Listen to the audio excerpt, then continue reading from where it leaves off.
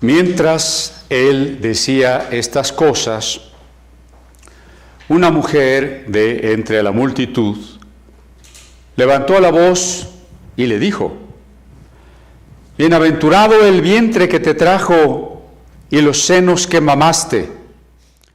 Y él dijo: Antes, bienaventurados los que oyen la palabra de Dios y la guardan. Estoy en Lucas capítulo 11, versos 27 y 28. Acompáñeme, voy a leerlo nuevamente. Lucas 11, 27 y 28. Mientras él, es decir, Jesús, mientras él decía estas cosas, una mujer de entre la multitud levantó la voz y le dijo: Bienaventurado el vientre que te trajo y los senos que mamaste. Y él dijo: Antes, bienaventurados los que oyen la palabra de Dios y la guardan. Cuando leemos este texto, una primera impresión nos hace pensar que es posible que Jesús haya sido un tanto descortés con esta mujer y con la respuesta que él le da. Imagine por un momento la escena. Una multitud escucha a Jesús, una multitud sigue a Jesús, y una mujer seguramente con toda buena intención, con admiración por Jesús, se atreve a gritarle una especie de alabanza, de reconocimiento, muy al estilo de el libro de Proverbios, cuando dice que el hijo sabio alegra al padre y el hijo necio es tristeza de su madre. Y entonces el decir que son bienaventurados los senos y el vientre que sustentaron a Jesús, está alabando a Jesús y está hablando del privilegio que tuvo la madre de Jesús de ser la madre de Jesús. Está incluso cercano a lo que hoy algunos interpretarían como una alabanza a la Virgen. Por supuesto, en función de Jesús. Bienaventurado el vientre que trajo a ese hombre que enseña, a ese hombre que hace milagros, a ese hombre que es diferente a todos. Uno esperaría, quizás nosotros en un dejo de cortesía hubiésemos contestado: Muchas gracias, señora. O quizás hasta hubiésemos continuado la reflexión o la afirmación de ella y hubiéramos dicho: sí, ciertamente he tenido como bendición una mamá muy sabia, un papá muy sabio y gracias a Dios. Pero digo, parece que Jesús parece que contesta de una forma descortés. Casi la pone en vergüenza frente a todos, porque le contesta otra cosa, terminando con la alabanza de ella de manera tajante. Le dice: Bienaventurados los que oyen la palabra de Dios y la guardan. ¿Es que de verdad Jesús quería ser descortés? ¿Es que acaso esta mujer era insincera? No, creo que no. La enseñanza es que hay muchas personas, fuera de las iglesias y dentro de las iglesias. Hay muchas personas que sienten admiración por Jesús, respeto por Jesús, simpatía por Jesús. Pero lo que está diciendo Jesús es que eso, a fin de cuentas, no tiene gran importancia. ¿Se acuerdan que alguna frase anterior terminaba precisamente diciendo, el que no está conmigo, está contra mí? Puede haber admiración, puede haber un profundo respeto por Jesús como personaje, como gran maestro, como transformador de la historia, incluso para algunos como fundador de religiones, pero el que no está conmigo está contra mí. Me he encontrado varias ocasiones con personas que cuando les habla uno de Jesús dicen, bueno, sí, yo admiro a Jesús, creo que fue el hombre más grande de la historia. ¿Usted cree que Jesús fue el hombre más grande de la historia? Sí. ¿Y ha leído los evangelios? No. ¿Y sabe qué dijo Jesús? No. ¿Y sabe qué hizo Jesús? No. Entonces, ¿por qué piensa o por qué afirma que fue el hombre más grande de la historia? Hay mucha gente que ve en Jesús un personaje respetable, un gran profeta, un maestro, un guía de ética, un líder religioso, sí, pero en realidad sabe poco acerca de lo que Jesús dijo y de lo que Jesús dijo acerca de sí mismo.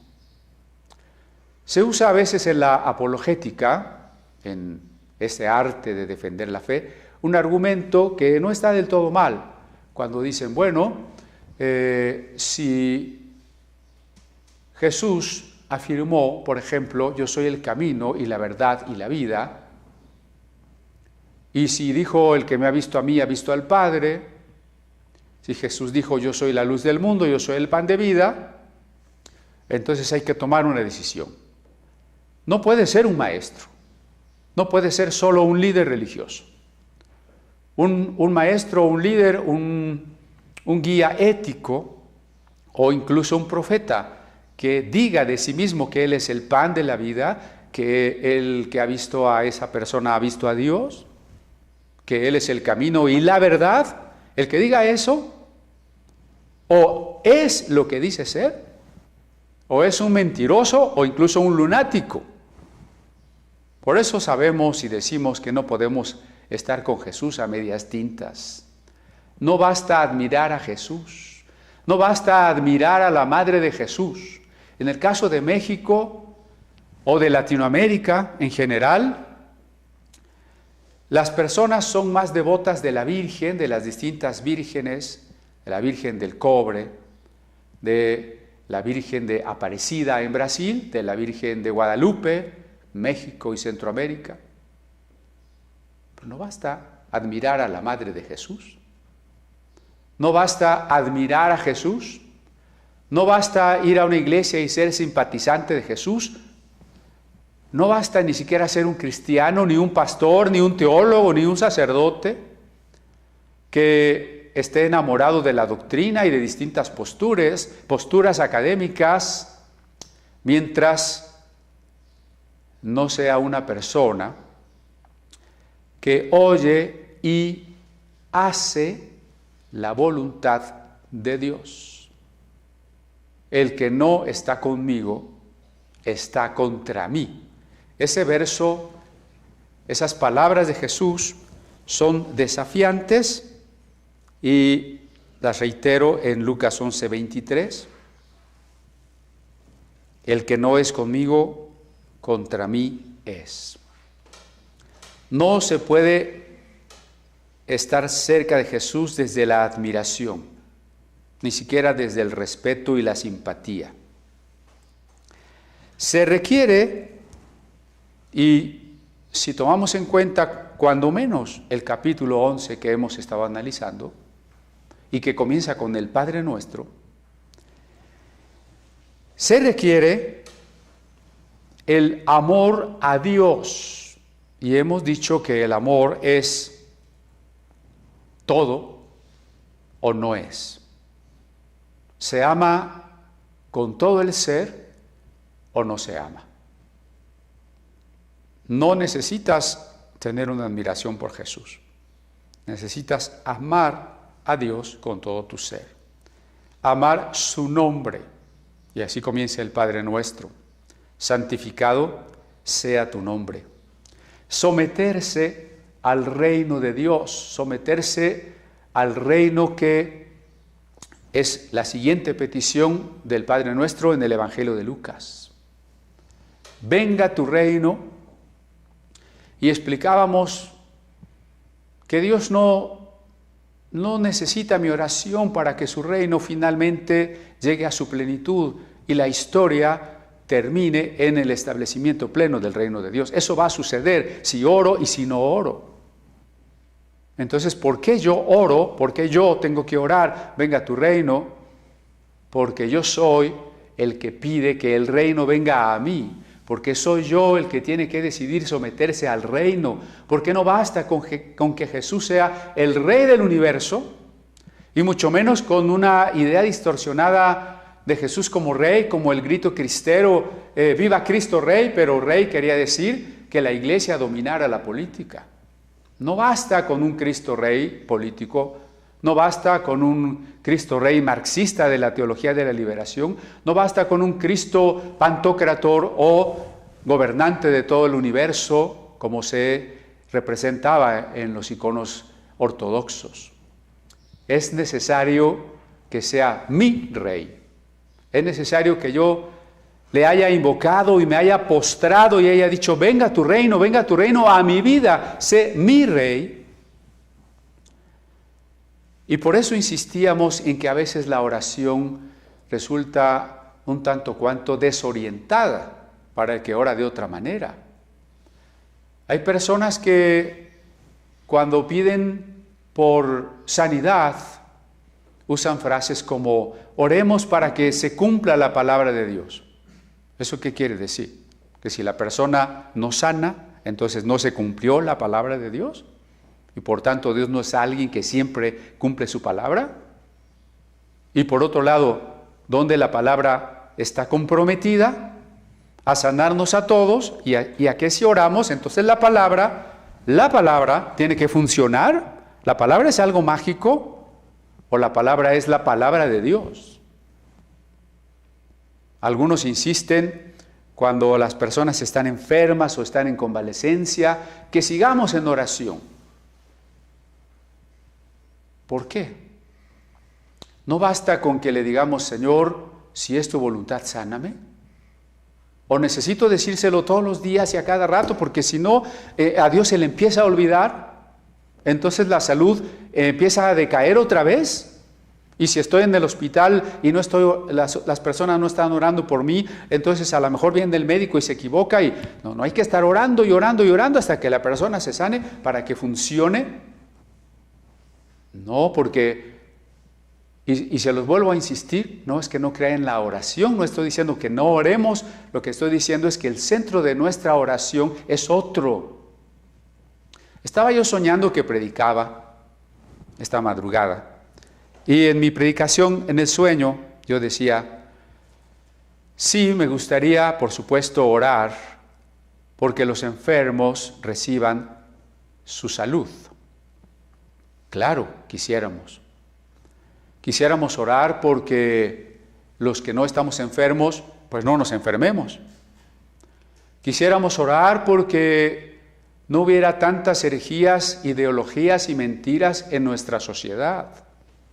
Quisiéramos orar para que estas mentiras no sigan creciendo y están a punto de llegar al grado de iniciar una persecución contra los verdaderos cristianos.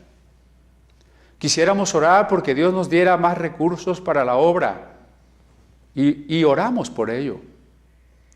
Pero más importante que orar por esas cosas y otras igualmente importantes, es que en el fondo de nuestra oración podamos decir, Señor, hágase tu voluntad. Hágase tu voluntad. Por eso Jesús contesta, bienaventurados los que oyen la palabra de Dios. Y en el contexto en que Jesús dice oír, por ejemplo, en el caso de las parábolas, cuando los que no querían entender, no entendían, y Jesús cita las palabras de Isaías para que oyendo no entiendan. O como Jesús dice a las iglesias en el Apocalipsis, el que tenga oídos, oiga. Cuando Jesús dice oigan, se refiere a esa acción de verdaderamente escuchar, poniendo nuestra atención, poniendo nuestra decisión para que, como dice el profeta Isaías en sus últimos capítulos, bienaventurado aquel que enternece su corazón ante la palabra. Aquel cuyo corazón no está endurecido porque ha oído tantas y tantas veces los pasajes, las predicaciones, el evangelio, que no le hace mella, no le conmueve, no le transforma. Bienaventurado el que se enternece ante la palabra de Dios. Y por tanto, el que guarda la palabra de Dios, eso quiere decir el que la cumple. Cumplir la palabra de Dios es sinónimo, es exactamente lo mismo que vivir haciendo la voluntad de Dios. ¿Cómo sé eso? Recuerde en las tentaciones de Jesús. Cuando el diablo le dijo, di que estas piedras se hagan pan, siendo que convertir las piedras en pan no era intrínsecamente algo malo, para Jesús hubiese sido un acto milagroso y además necesario para su cuerpo, pero había una razón por la que Jesús no convirtió las piedras en pan. No es algo que Dios le había pedido. No era la voluntad de Dios para Jesús en ese momento. Por eso, al final, Jesús le contesta siempre, escrito está. Le contesta siempre con la palabra. Y escrito está, no solo de pan vivirá el hombre, sino de toda palabra que sale de la boca de Dios. Guardar la palabra y hacer la voluntad de Dios es exactamente lo mismo. Si queremos evitar una forma legalista de entender la oración, guardar la palabra, porque alguien podría decir, guardar la palabra, pues es guardar la ley, es tratar de portarse bien, y esa tendencia es muy fuerte ahora con las personas que están tratando de volver a la ley de Moisés, los famosos judaizantes. Guardar la palabra, para muchos, incluso es diluir esa palabra con las ideologías contemporáneas, como en el caso de toda la teología liberal. Guardar la palabra para otros es poner reglas, castigar a la gente, regañarlos y correr a los pecadores, como hacen los legalistas. Guardar la palabra es hacer la voluntad de Dios. Hacer la voluntad de Dios es guardar su palabra, por supuesto su palabra escrita, pero su palabra vivificada en nosotros. Y eso nos lleva inmediatamente al siguiente pensamiento, a la siguiente pregunta: ¿cómo podemos rendirnos a la voluntad de Dios plenamente? ¿Cómo podemos vivir su reino? ¿Cómo podemos hacer su voluntad? ¿Cómo podemos guardar su palabra? Bueno, el mismo pasaje de Lucas 11 que hemos estado estudiando, inmediatamente después de enseñarnos la oración que llamamos modelo, el Padre Nuestro, dice: ¿cuánto más vuestro Padre Celestial no dará el Espíritu Santo a los que se lo pidan? Note la unidad de los pensamientos de este pasaje lucano. El Padre recibe nuestra solicitud, nuestra petición de que su reino y su nombre se manifiesten en nosotros. Y estamos en una búsqueda, para que eso sea posible, de que el Espíritu Santo nos inunde con su amor, y por tanto insistimos en oración ante Dios, no en las peticiones secundarias de las que les hablaba yo hace rato, de lo que nos gustaría, y que por supuesto puede ser legítimo y no tiene nada de malo, pedir por la salud, pedir porque no me enferme, pedir porque, como dice Pablo, vivamos quieta y reposadamente. Pero una cosa es pedir que yo no me enferme, o que yo me alivie, o que vivamos reposadamente, y otra cosa es que eso sea necesariamente lo que Dios quiere. Porque sí, Pablo dice que oremos por los gobernantes para que vivamos en paz. Solamente que Pablo vivió bajo el imperio de Nerón, que le cortó la cabeza. ¿Será que acaso no funcionó la oración de Pablo, que escribió esas palabras? Eliseo murió, dice el texto de Reyes, de la enfermedad, que estaba enfermo. ¿Será que ese profeta con dones que Dios le usó, por ejemplo, para sanar al leproso, no tuvo fe para orar por su propia sanidad? No. Lo que sucede es que más allá de nuestras peticiones particulares, nuestra petición fundamental, el deseo más profundo de nuestro corazón es: hágase tu voluntad. Y eso nos lleva inmediatamente a la entrega, y la entrega es equivalente a lo que hemos mencionado, o en el lenguaje de Lucas está mencionado como ser lleno del Espíritu Santo, ser lleno del Espíritu Santo. El día de ayer les compartí unas obras musicales del siglo XVII al XIX de Brasil, todas referentes al Pentecostés.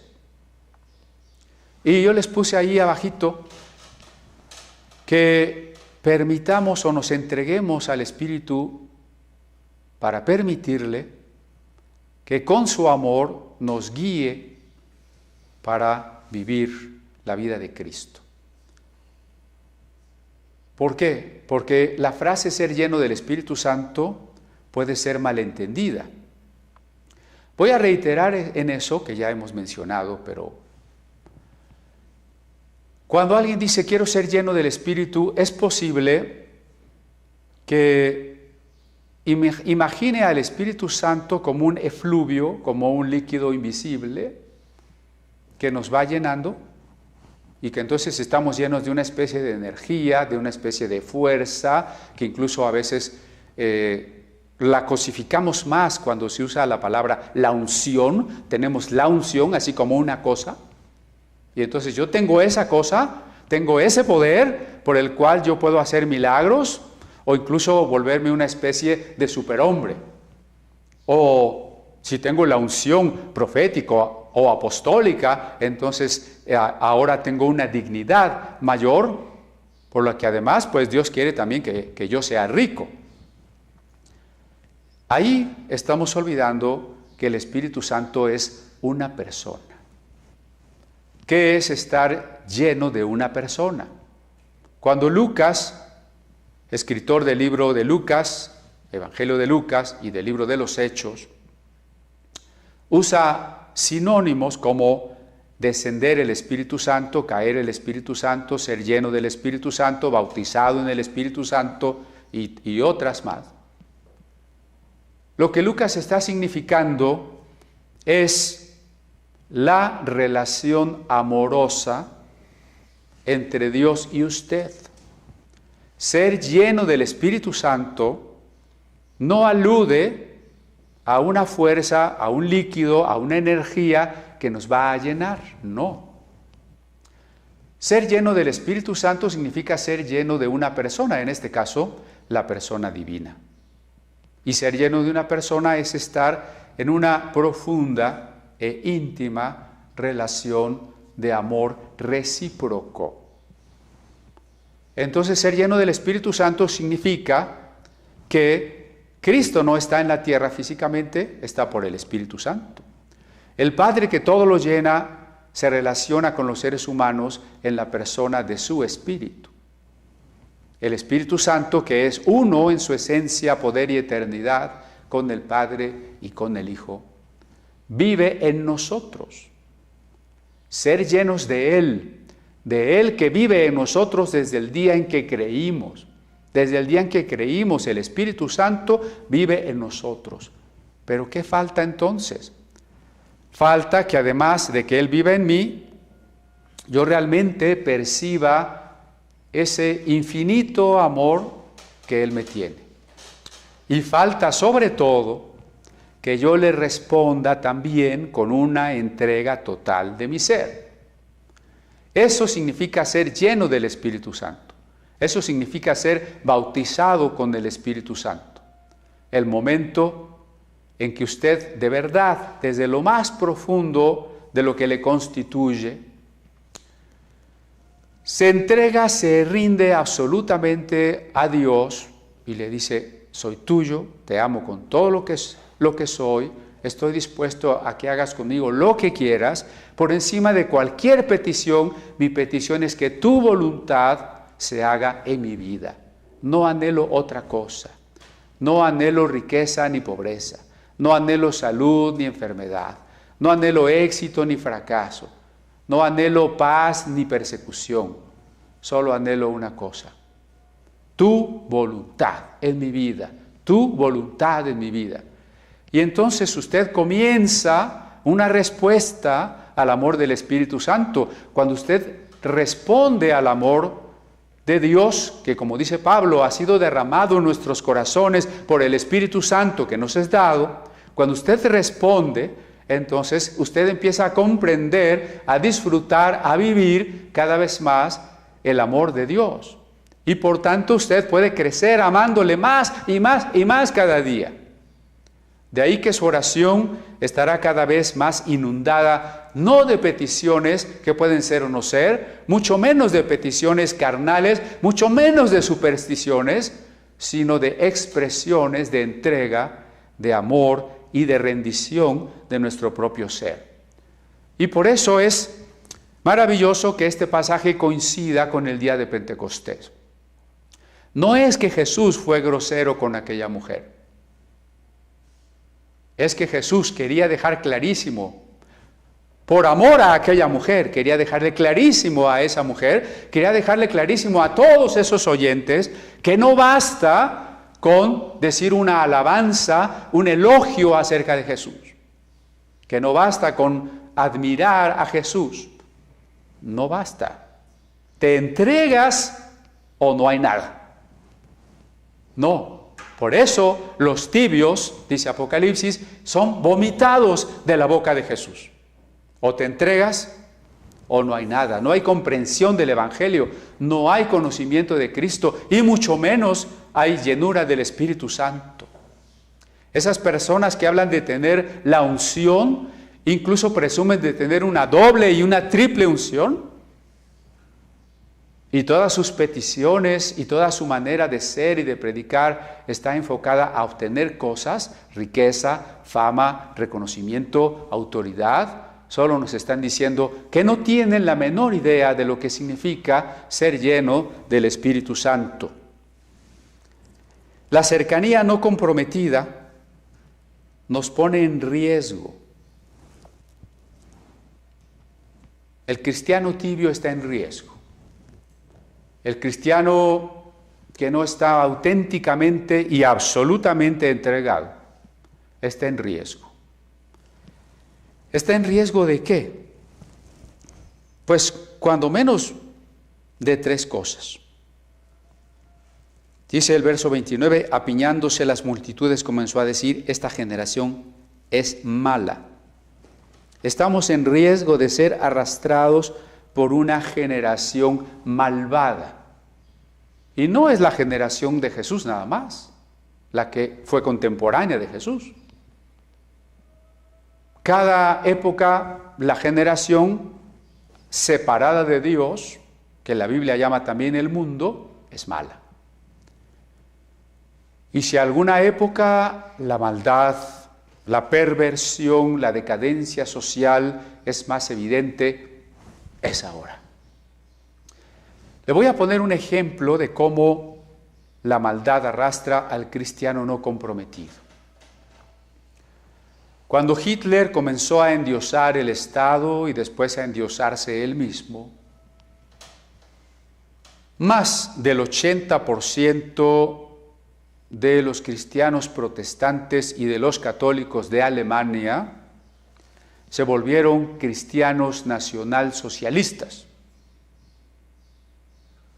¿Cómo es posible que ese país donde nace la Reforma, ese país que entre el sur y el norte combaten en un fervor católico contra la Reforma y en un fervor protestante, y que supondríamos que conocen a Cristo, que han comprendido la esencia del cristianismo. Se levanta un líder, un anticristo, y los anticristos no tienen cuernos, los anticristos no son horribles, no vienen diciendo soy malvado, estoy contra Cristo, vienen diciendo yo vengo a salvarlo, soy maravilloso. Ayer estaba viendo una de esas películas cristianas, malísimas, bueno, creo que el cine cristiano es malísimo. Pues se trataba de que el presidente de los Estados Unidos, ¿no?, al principio era engañado por el anticristo, pero luego se daba cuenta y entonces Inglaterra y Estados Unidos se ponían contra los ejércitos del anticristo y finalmente el presidente de Estados Unidos lo visitaba y se hacía explotar juntamente con el anticristo y lo mataba, dicen. Bueno, más anticristo que Estados Unidos, yo lo dudo, ¿verdad? Además el otro se llamaba Nicolai, como que el anticristo fuera a ser ruso. Esas son interpretaciones políticas gringas del Evangelio y sobre todo de la escatología. Pero regreso al punto. Y eso es porque el anticristo no es evidente. El anticristo es seductor, el anticristo es mentiroso. Por eso los cristianos de Alemania fueron arrastrados por la idea de Hitler de un Jesús ario de ojos azules, que no tenía nada que ver con esas ratas de los judíos. Entonces, mi pregunta es, ¿cómo la iglesia se dejó engañar? Bueno, hoy está pasando lo mismo. La iglesia se está dejando engañar por las mentiras del capitalismo y la derecha, por la ideología de género y las izquierdas. La iglesia está dejándose arrastrar por todas las corrientes de pensamiento y de doctrina falsa. Y no es solo un riesgo para usted, es un riesgo para sus hijos. Muchos de ustedes tienen hijos pequeños, otros tendrán hijos pequeños, otros tienen nietos. Es un riesgo para ellos. ¿Sabe que desde las instancias internacionales de la ONU se han promovido instructivos, manuales que tienen que ser de obligatoriedad en los países, incluyendo en México, donde ese tipo de leyes se está tratando de implantar en Nuevo León, en Puebla y en nivel federal, por supuesto? En los libros de texto y demás literatura de las bibliotecas de la Secretaría de Educación, se quiere promover que los niños desde los 2, 3 años en adelante aprendan a masturbarse. Por supuesto que los niños tienen ciertas acciones de exploración de su cuerpo, pero sin connotaciones sexuales. Lo que se está tratando aquí es de concientizarles y orientarles hacia connotaciones sexuales. Se está procurando que desde la segunda infancia los niños empiecen a acariciarse, empiecen a experimentar, tomar el papel de mujer si son hombres, de hombres si son mujeres, comiencen a ver la homosexualidad como algo no solamente normal, sino incluso preferible, que hay muchos juegos, hay libros, hay ilustraciones, hay cuentos, hay películas. Usted corre riesgos, pero su generación, sus niños, sus nietos, corren más riesgos que los que nosotros hubiésemos corrido, porque esta generación mala continúa en un declive progresivo, crónico de degeneración. Estamos también en un riesgo, estamos hablando del riesgo, ¿no?, del cristiano tibio. El riesgo del cristiano tibio es la maldad de la generación que lo arrastre a él y a sus hijos. Porque si usted tiene un cristianismo apenas simpatizante, si usted tiene un cristianismo supersticioso, un cristianismo legalista, usted no va a tener las herramientas necesarias para que sus hijos sean diferentes a eso que el mundo les impone. No estoy diciendo que nos salgamos del mundo y nos vayamos a vivir al desierto, encerremos a nuestros hijos en nuestras casas. No estoy diciendo eso. Tenemos que salir al mundo y nuestros hijos tienen que enfrentarse al mundo. Nosotros desde la casa tenemos que hablar la palabra de Dios de día y de noche, pero sobre todo vivir una vida que no solo oye la palabra, sino que guarda la palabra, para que sea una vida coherente, que provea a nuestros hijos y nietos de las herramientas para que pase lo que pase, ellos se mantengan en Dios, para que no vean normal lo que no es normal, para que no le llamen bueno a lo malo, ni le llamen malo a lo bueno. Esta semana les mandé la película de Policarpo, el discípulo del apóstol Juan, y cómo a él y a la iglesia les tocó vivir lo mismo que nos va a tocar vivir a nosotros, la persecución. Porque así como en la película puede verse que el emperador se diviniza, y eso no sucede en los tiempos de la antigua Roma. Hitler se divinizó. Hoy el Estado se diviniza. Cuando estas reformas educativas pretenden quitar a los padres el derecho de educar a sus hijos, están divinizando al Estado.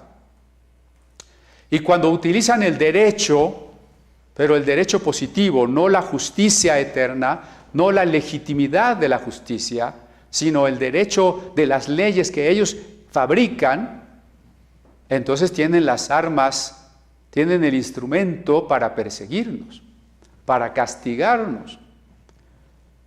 No se sorprenda de que pronto llegue la persecución. Jesús dijo, si a mí me aborrecieron, ustedes seréis aborrecidos por causa de mi nombre. Mateo 24 dice, y todos los aborrecerán. Y todos, quiere decir los de izquierda y los de derecha. A mucha gente le sorprende y le confunde. ¿Por qué no sabe si somos de derecha o de izquierda? Cuando hablamos contra la corrupción de los gobiernos de derecha y cuando hablamos de la injusticia de los organismos financieros y de las corporaciones transnacionales, creen que somos de izquierda. Y cuando decimos que el aborto es un asesinato y que la homosexualidad nunca ha dejado de ser un pecado, piensan que somos de derecha. Y así nos van a calificar. No nos interesa. Nos van a odiar de todos los frentes por causa del nombre de Cristo. Acostúmbrese, sépalo, asúmalo, porque hemos de ser perseguidos. Pero el segundo riesgo que corre el cristiano tibio es que cuando la persecución se inicia, prefiere contemporizar con los perseguidores. Bastaba con ofrecer un poco de incienso frente al brasero donde estaba la imagen del César para no ser perseguido. Hoy basta con decir, pues sí, estoy de acuerdo con que pues la homosexualidad es una preferencia, así se nace, y usted no será perseguido. Es fácil. El cristiano tibio está a un punto de negar a Cristo. El otro riesgo que corre el cristiano tibio pues está involucrado de alguna manera en lo que ya hemos dicho. Las doctrinas falsas lo arrastrarán. La inmoralidad lo arrastrará. El miedo a ser perseguido o a que se burlen de él o a que lo marginen lo arrastrará. Y las doctrinas equivocadas de todo signo, judaizantes, del movimiento de la fe, de la ideología de género, del hiperultracalvinismo, de todo lo que se le ocurra, lo van a arrastrar por todas partes. Y, sin embargo, tenemos una responsabilidad cuando escuchamos la palabra de Dios. ¿Cuál es la única manera de no caer en estas cosas? Sigamos con el verso 29. Esta generación es mala. Demanda señal. ¿Qué significa demanda señal? Un deseo de que nuestra fe fuese forzada. Bueno, eso de creer así nomás porque yo tengo que decidirlo, no me conviene.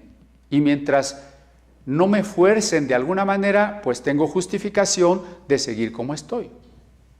¿Cuántas veces compartiendo el Evangelio alguien me ha dicho, pues si Dios existe, a ver, ¿por qué ahorita no cae un rayo? Bueno, si Dios existe, a ver, ¿por qué no se me aparece ahorita? Absurdos como esos, que además de ser absurdos filosóficos, como la suposición de que Dios se convirtiese en objeto que refleje la luz para que yo lo pueda ver, ante todo lo que revelan es una actitud que no se quiere comprometer, sino que en todo caso esperaría que algo le fuerce para que no le quede de otra. Sin embargo, el amor y la fe tienen que ser tomadas de una manera auténtica.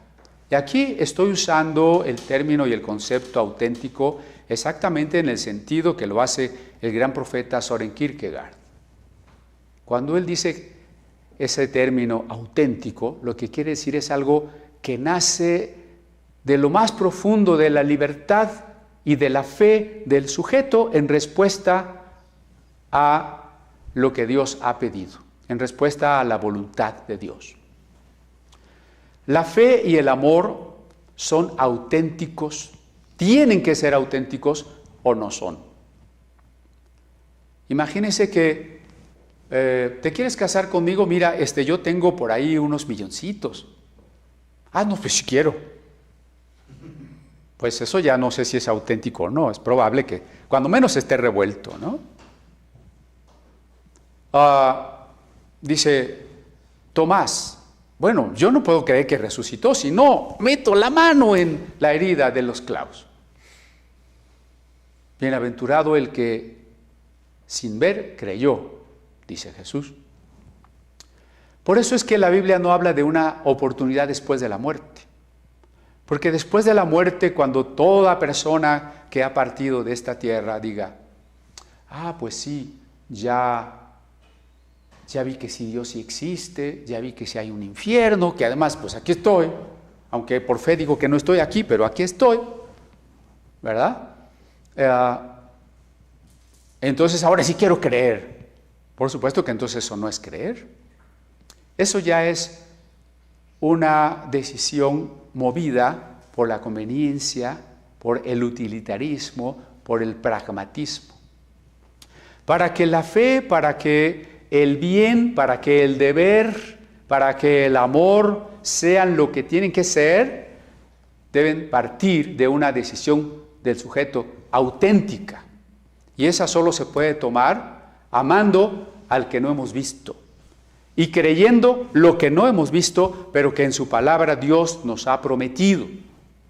Y si no es así, entonces, como la generación perversa, estaremos demandando señal. Entre el riesgo de ser arrastrados por el sufrimiento y las formas de pensar del mundo, y entre el riesgo de perder la fe o de que nuestra fe se vacile porque las cosas no están sucediendo como nosotros quisiéramos. Quisiera comentar de algunos hermanos enfermos en esta semana, o que sabemos algo. Por supuesto hay muchísimos y de muchos no nos enteramos o no conocemos con precisión sus nombres, sus casos. Pero tengo que comentarles que tristemente un matrimonio y otro hermano de el querido grupo, la querida iglesia de San Lorenzo Tezonco, tenemos 3 hermanos infectados de coronavirus.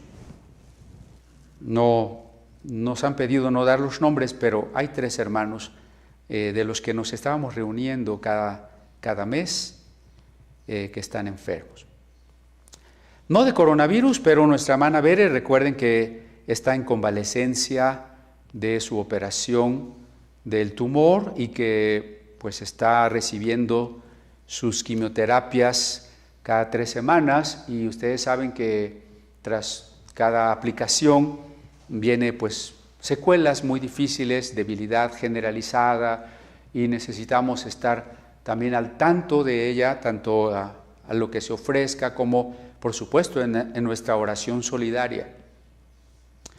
La hermana Lupita, esposa del pastor Nemías de Atenco, del grupo del pastor David Sánchez, está hospitalizada con COVID-19.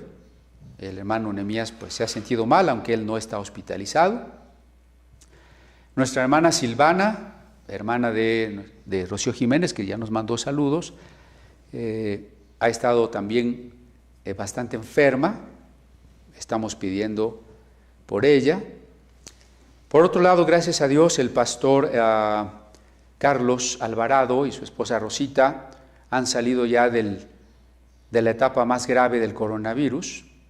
Están en casa, van mejor, gracias a Dios. También está mejorando el pastor Emilio Escobar de la Iglesia Bautista. Gracias, hermanos, a Dios, porque unos están pues apenas comenzando la lucha, otros están saliendo. Pero no se debe descuidar usted. Vamos a comenzar una etapa de mucha confusión.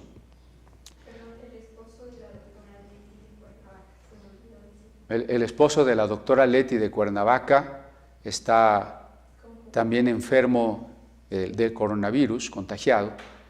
Decía yo que vamos a empezar una etapa de gran confusión, porque las personas en su mayoría no entienden qué es un semáforo anaranjado, ni qué significa salir del confinamiento paulatino. La mayoría supone que ya pasó todo, que ya no hay nada, que pues ya podemos salir todos normalmente, hacer lo que se nos dé la gana. Y a eso añádanle los que siempre han creído que todo es una conspiración y una mentira. Y entonces están olvidando que el promedio de contagio, es todavía de más de 2,000 personas por día. Más de 2,000 personas por día se están contagiando en México. Entonces, ¿qué quiere decir aplanamiento de la curva? Pues que en vez de que lleguemos a 3,000, a 4,000 contagiados por día, nos vamos a quedar en 2,000. Pero no quiere decir que no hay contagios. No quiere decir que no va a haber más enfermos. No quiere decir que muchos que están enfermos van a morir y que muchos, por supuesto, se van a recuperar.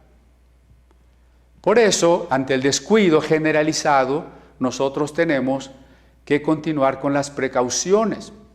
No vamos a reanudar todavía las reuniones presenciales de la comunidad. Continuaremos con los cultos del miércoles en transmisión y los cultos del domingo en transmisión hasta que consideremos que es seguro. Y por supuesto en coincidencia con las instrucciones de las autoridades de salud. Pero lo estoy diciendo no solo por la decisión que hemos de tomar como comunidad, sino para su vida particular.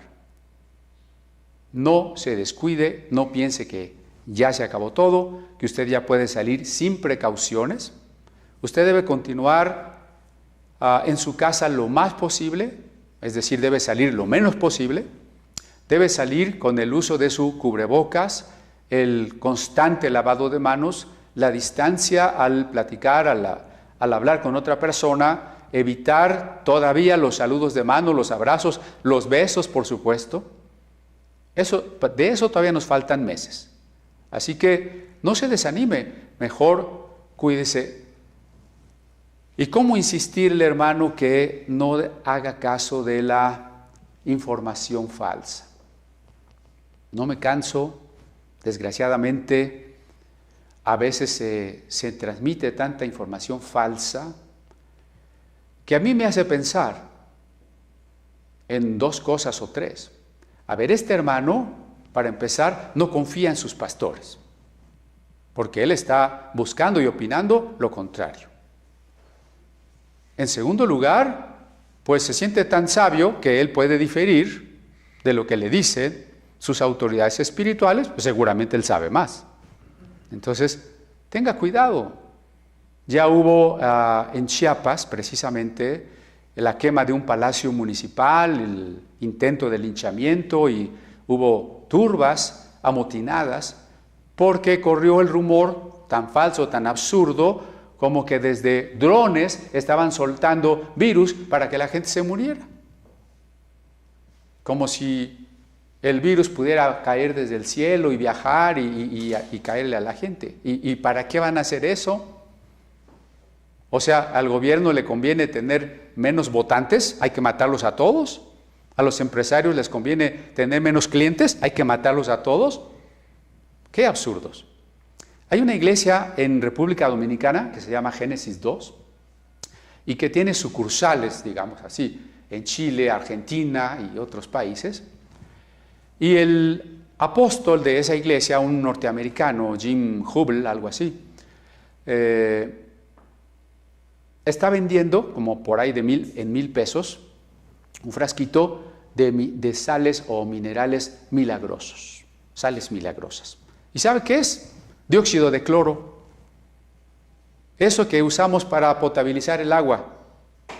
Y ya tiene como 2 años que se estaba vendiendo, pero ahorita ha tenido un auge tremendo, porque si antes servía, entre comillas, para matar el cáncer y para matar quién sabe cuántas enfermedades, esa ilusión de la panacea, es decir, el agua que lo cura todo, ha existido por siglos, ¿no? No existe una panacea, ni la oración es una panacea, ni siquiera el don de sanidades es una panacea. Pues bueno, este señor ya tenía tiempo vendiendo sus frasquitos, pues ahora que dice que mata el coronavirus, se está vendiendo mucho. Esta iglesia Génesis 2 tiene ya demandas judiciales por estar engañando a la gente, porque además el ingerir, como ellos proponen, estas sustancias es potencialmente mortal. Entonces, para no morirse del coronavirus, usted se toma su agüita milagrosa y se muere de la agüita milagrosa, ¿no? Entonces, tenga cuidado, no se deje arrastrar. Por eso, volvamos al punto. Más allá de quererme enfermar o no quererme enfermar, mi deseo es que la voluntad de Dios se haga en mi vida. No pido una señal, no pido que Dios me sane para seguir creyendo, porque Jesús dice, no le será dada señal, no va a haber una señal. El que pide señal, el que quiere ver el poder de Dios, porque de lo contrario su fe flaquea, no va a recibir una señal de Dios. Solo hay una señal de Dios, y lo curioso es que es por un lado una señal que no se ve, y por otro lado, pues es una señal experimentable. Fíjese qué curiosa paradoja. Solo le será dada la señal de Jonás, termina el 29, verso 30, porque así como Jonás fue señal a los ninivitas, también lo será el Hijo del Hombre a esta generación. ¿Cuál es la única señal de que Jesucristo es el camino y la verdad? De que la fe está depositada en un Dios vivo. No tenemos fe en la fe, recuerde. Nuestra fe está depositada en un Dios vivo. ¿Cuál es la única señal? De acuerdo al verso 30, que Jesús ha resucitado. Pues sí, pero para muchos sale la misma, ¿no? ¿Por qué? Pues porque yo no vi a Jesús resucitado. A ver que se me aparezca, yo cómo voy a comprobar que resucitó. No, hace muchos años se pusieron de moda películas sobre que la tumba de Cristo y se había encontrado el cuerpo de Cristo y etc. Una señal que de todas maneras requiere la fe, porque la resurrección de Cristo no es algo que al menos a nosotros nos haya tocado ver. Sin embargo, y decía yo paradójicamente, es una señal experimentable porque el que Cristo esté vivo es algo que no puedo ver, pero que puedo vivir. Que puedo sentir no solo con esas emociones pasajeras y autosugestiones, no, sino de una manera realmente profunda, vivencial, auténtica, de relación cotidiana y de relación amorosa. La resurrección de Cristo es experimentable día con día. Y por eso esa es la única señal que se nos va a dar. 31. La reina del sur se levantará en el juicio contra los hombres de esta generación y los condenará, porque ella vino de los fines de la tierra para oír la sabiduría de Salomón, y he aquí más que Salomón en este lugar. La reina de Saba, el actual Yemen, al sur de la península sinaítica, ubicaba el grandioso reino de Saba. De acuerdo con algunas tradiciones antiguas, la reina conoció o incluso fue una de las esposas del rey Salomón. Lo que Jesús está diciendo es que esa mujer, al haber escuchado acerca de un Jesús, o de un Salomón que no conocía, sí, dije una de las esposas del rey Salomón, ¿verdad? De haber escuchado de un Salomón al que ella no conocía, pero que era un rey sabio, ella, en el relato más ortodoxo, se tomó la molestia de realizar un viaje bastante largo e ir a conocer al rey Salomón. Como los magos del Oriente que vieron la estrella en su país y se tomaron la molestia de viajar meses en búsqueda de un niño que no sabían bien a bien en dónde estaba, ni cómo se llamaba, ni quién era. ¿Cómo es que hubo gentiles? La reina de Saba no era judía. ¿Cómo es que hubo gentiles? Los magos del Oriente probablemente no eran judíos. El capitán sirio Naamán, que fue a buscar a Eliseo, no era judío. ¿Cómo es que estos gentiles han querido dejarlo todo? No ha sido pretexto para ellos, es que estoy muy ocupado, es que tengo muchos compromisos. Eso no ha sido pretexto para ellos. Lo dejaron todo. Pero además se esforzaron y fueron a buscar. ¿Ve cómo cobra sentido lo que Jesús nos acababa de decir? El que busca, halla. Pero ¿cómo buscas? Como los hijos cuando los manda a buscar la mamá. ¡No está! O buscas como la reina de Saba. Tengo que viajar, tengo que encontrarlo. Buscas como los magos del Oriente. ¿A dónde vamos? No sabemos, pero vamos, tenemos que llegar. El que busca, halla.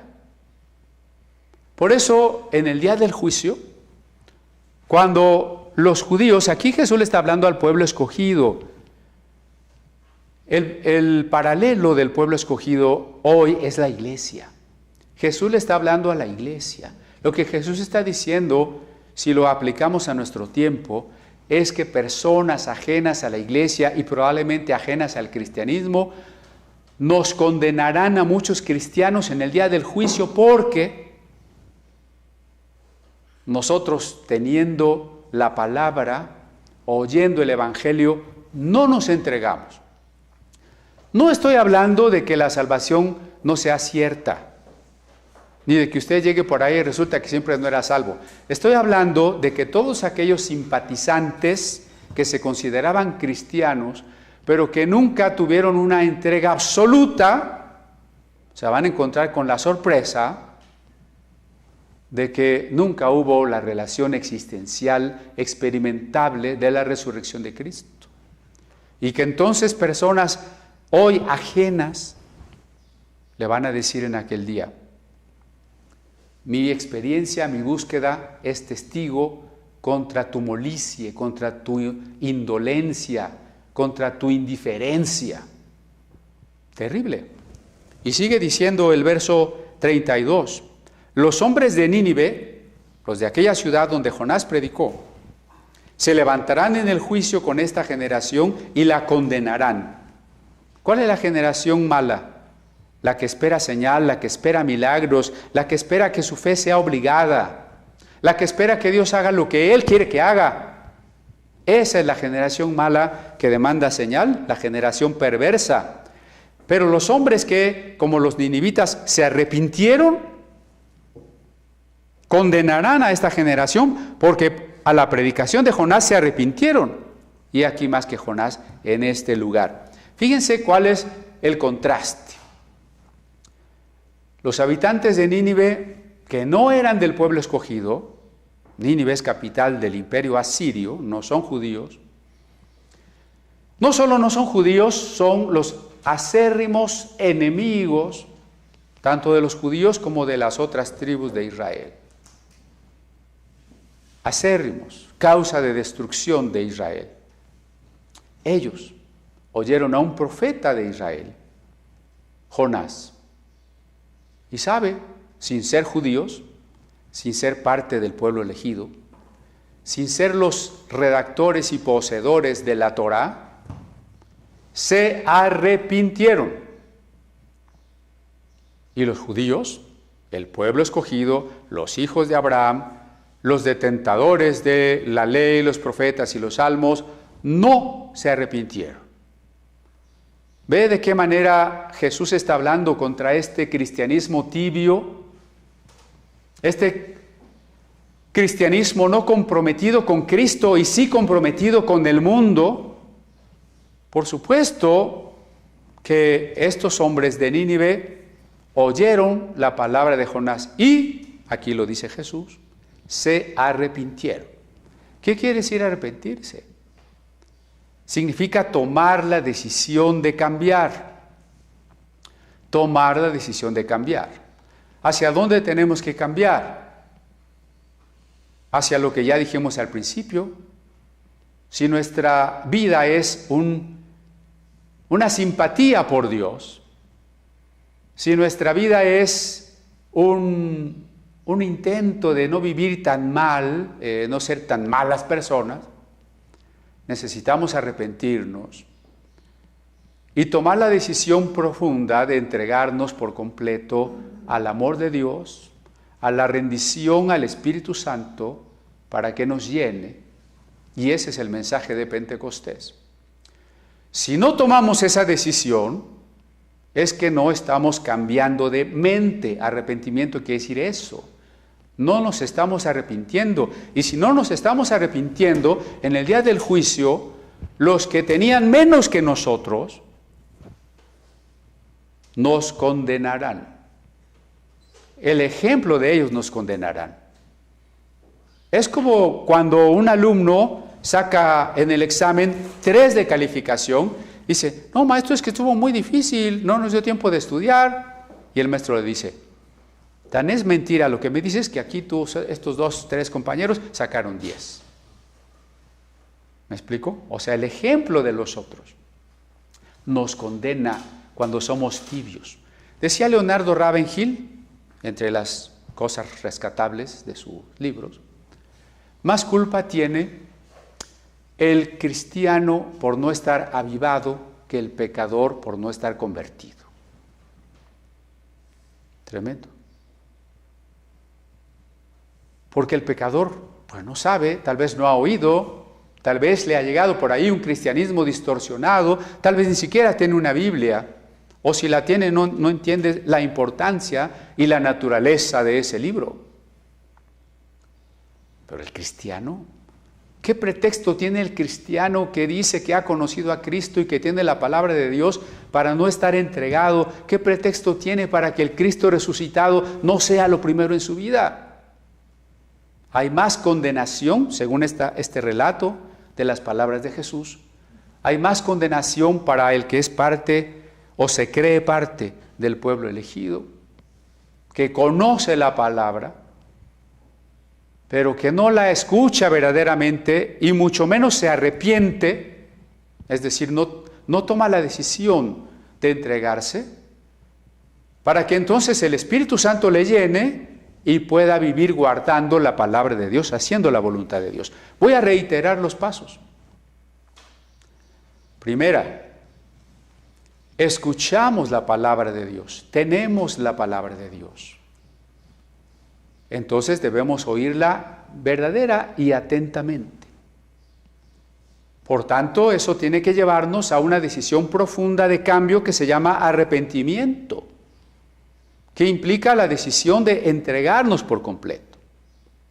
Esa entrega, esa decisión de amar a Dios de ahora en adelante con todo nuestro ser, nos permite o permite al Espíritu Santo que haya una comunión íntima, amorosa, sin obstáculo. Eso se llama ser lleno del Espíritu Santo. Y eso a su vez nos lleva a que nuestra vida sea una realidad, guardar la palabra de Dios o hacer la voluntad de Dios. No hay otro camino. No se puede hacer la voluntad de Dios en automático. Craso error de los que dicen que todo lo que pasa es la voluntad de Dios. Entonces no hay que entregarse, no necesito ser lleno del Espíritu, Pase lo que pase, pues es la voluntad de Dios. ¿Qué me preocupa? No.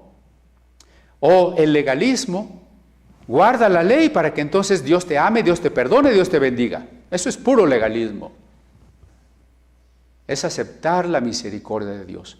Es primero responder a su amor. Es entregarnos para que entonces Él nos llene del Espíritu, y solo esa comunión amorosa y el amor, el enamoramiento que eso produce, es el único camino, la única posibilidad para que yo empiece a vivir realmente la palabra, para que yo capte y esté capacitado para hacer la voluntad de Dios. Pero la decisión de desear la voluntad de Dios por sobre todas las cosas es mía y nada más que mía. Y eso se llama arrepentimiento. Y si un cristiano no es un cristiano que vive en un constante arrepentimiento, el ejemplo de muchos que lo hicieron con menos conocimiento que nosotros, con menos recursos que nosotros, nos acusará. Quiero terminar comentando que si el escritor del Evangelio tercero es también el escritor de Hechos, y hablando precisamente de Pentecostés, hay 4 relatos en el libro de los Hechos que hablan del derramamiento del Espíritu Santo. Por el contexto del libro de Hechos, todo creyente, después de ser bautizado en agua, era guiado a experimentar el bautismo con el Espíritu Santo. Pero la Biblia no nos va a contar la historia de los 50,000 cristianos, ¿no? Pero hay 4 ejemplos clave para que comprendamos eso.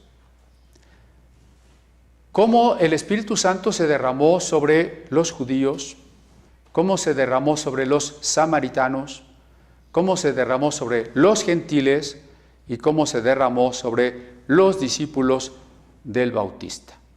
4 grupos. Esto nos muestra que el bautismo del Espíritu Santo, primera cosa, era una experiencia constante en la vida de la iglesia primitiva. No así la crucifixión. Cristo fue crucificado una vez. No lo crucificaron cada vez que la iglesia decía, necesitamos recordar. No. El Pentecostés es repetible. El Pentecostés tiene que ser una experiencia de cada cristiano. Tiene que ser una experiencia en cada comunidad de fe. Por eso, en el primer caso, Hechos capítulo 2, el Espíritu Santo se derramó sobre los judíos. Y solo voy a mencionar cosas muy rápidas. ¿Eso qué nos muestra? Que la ley, la religión y las tradiciones judías no les habían capacitado para vivir el reino de Dios. Ojo, queridos hermanos enamorados, idólatras de lo judío.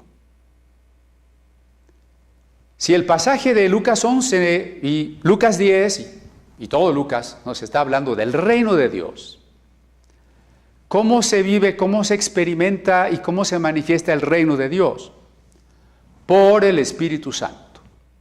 Por el Espíritu Santo. Cuando estos primeros discípulos, y luego se incluyeron muchos judíos que venían de otras partes del mundo, en ese mismo día, fueron llenos del Espíritu Santo, entonces se manifestó por primera vez que el reino de Dios era un reino de transformación desde el corazón de los hombres. Era un reino que advenía en la persona divina del Espíritu. No era un reino de un lugar, no era un reino de unas leyes, no era un reino de unas creencias, no era un reino después de esta vida, era un reino de Dios aquí, en los hombres. Allí se manifestó en el Pentecostés. Y repito, tanto los judíos palestinenses como Pedro y los discípulos, como los judíos de la diáspora que escucharon el mensaje y se convirtieron, fueron llenos del Espíritu Santo, unos primero y otros después, por supuesto, con lo que se iniciaba el reino de Dios manifestado en la iglesia y la iglesia manifestando e invitando al mundo a someterse al gobierno de Dios. El segundo grupo, el de los samaritanos, un grupo despreciado por los judíos. Hechos capítulo 8. Después de creer en Cristo y bautizarse con Felipe el diácono, Pedro y Juan van de Jerusalén a Samaria específicamente a imponer las manos sobre los creyentes para que reciban el Espíritu Santo.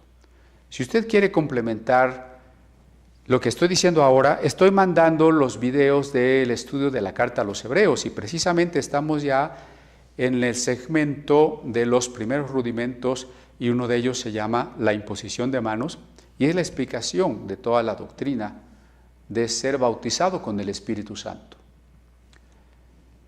Un grupo no plenamente judío, un grupo despreciado por los judíos, un grupo que representaba una diversidad de la doctrina judía, fue relatado ahí que también recibió de Dios la señal patente de que el Espíritu Santo les llenaría para que ellos vivieran al Cristo resucitado.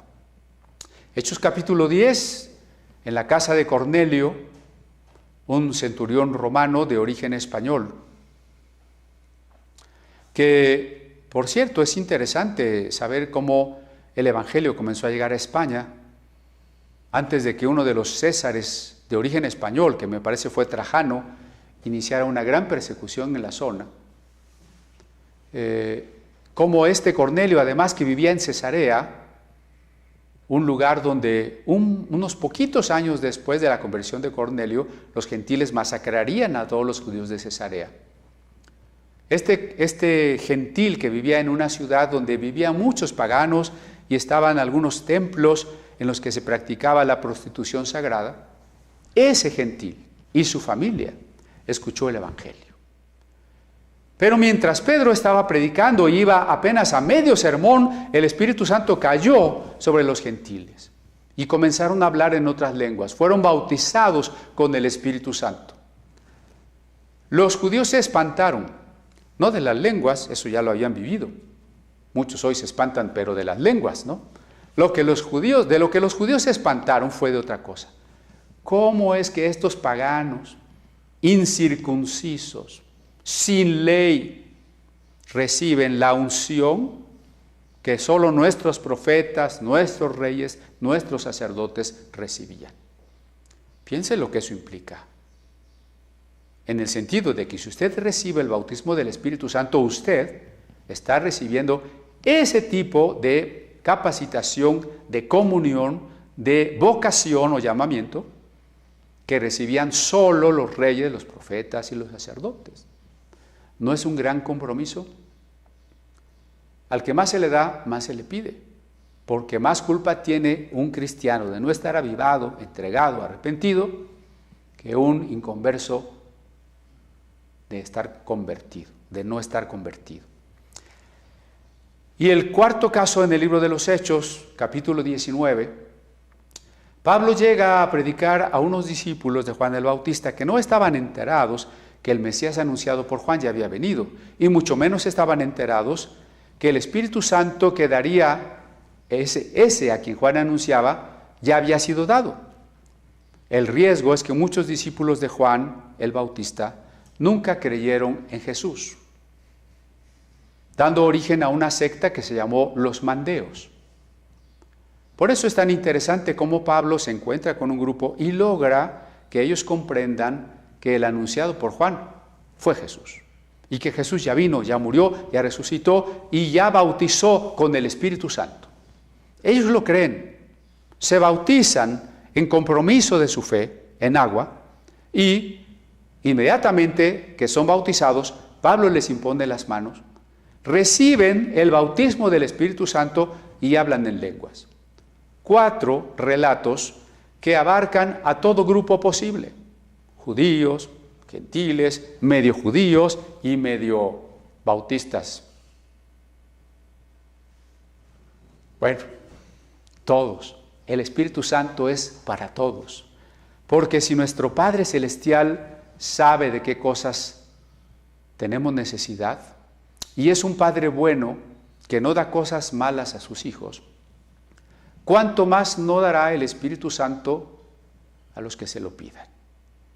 Este domingo de Pentecostés tiene que ser el inicio de una etapa en nuestra vida más acentuada en la entrega, en el arrepentimiento, en la búsqueda de ser llenos del Espíritu Santo, comprendiendo que entre más se nos ha dado y entre más conocemos, más responsables y más culpables somos, recordando que el que no está 100% con Jesús, está contra Jesús. Recordando que muchos pueden llegar a avergonzarnos con la vida y las decisiones que ellos tomaron sin tener lo que nosotros teníamos. Grande sería la vergüenza si eso nos sucediera. Por eso, hoy, domingo de Pentecostés, reiteremos: bienaventurados el vientre y los pechos que te criaron y te sustentaron. No, mujer, no puedo inclinarme y agradecer tu alabanza. Te haría un mal si te hago pensar que con tu ofrenda, con tu simpatía, con tu saludo, con tu elogio, ya estamos bien.